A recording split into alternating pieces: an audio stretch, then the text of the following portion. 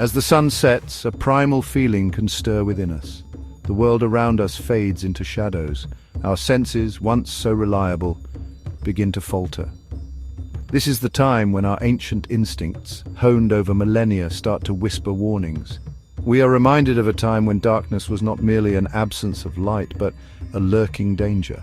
This deep-seated unease is not irrational. It is a legacy from our ancestors, a reminder of the perils they faced when the world was cloaked in darkness. This feeling is not just a fleeting discomfort. For some, it is a powerful and persistent fear. They avoid darkened rooms, feel their heart race at the edges of campfires, and find themselves paralyzed by a terror they cannot fully explain. This is not simply about being afraid of the dark. It is about the fear of what the darkness might conceal, the unknown threats that our imaginations conjure when our sense of sight is compromised. It is a fear that has protected us, haunted us, and shaped our relationship with the world around us for as long as humans have walked the earth. The fear of darkness has a name: nyctophobia. This term, derived from the Greek words for night and fear, often conjures images of irrational terror, of grown adults crippled by the thought of a dark room.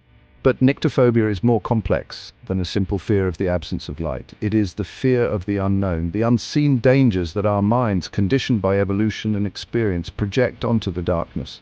In the absence of light, our primary sense, sight, becomes unreliable. We can no longer rely on our eyes to alert us to potential threats. This sensory deprivation triggers a cascade of reactions in our brains, activating the amygdala, our fear center, and putting us on high alert. Every rustle of leaves, every creak of the floorboards becomes amplified, interpreted by our anxious minds as a potential predator lurking in the shadows. This heightened state of awareness, while unsettling, is a testament to the power of our survival instincts, a reminder of the ancient world where darkness held very real dangers.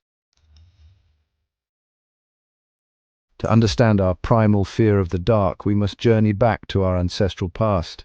Imagine a time before electricity, before streetlights illuminated the night, before the comforting glow of our smartphones.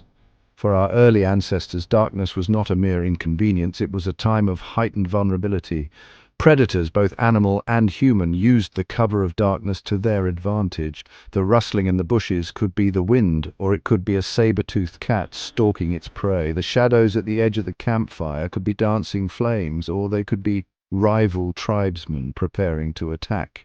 In this world of constant threat, those who were naturally wary of the dark, who avoided unnecessary risks and remained vigilant at night, were more likely to survive and pass on their genes.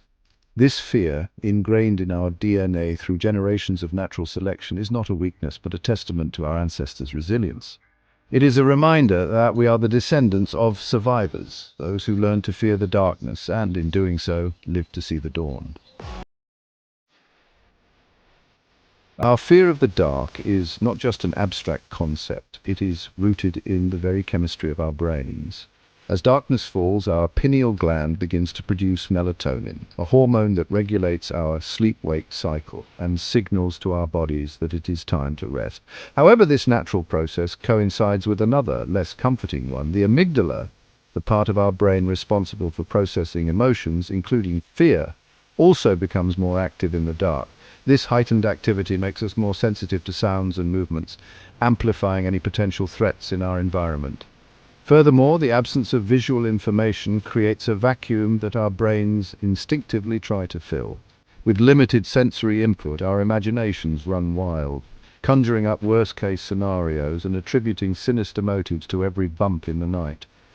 This phenomenon, known as error management theory, suggests that our brains are hardwired to err on the side of caution, even if it means experiencing fear in the absence of a real threat.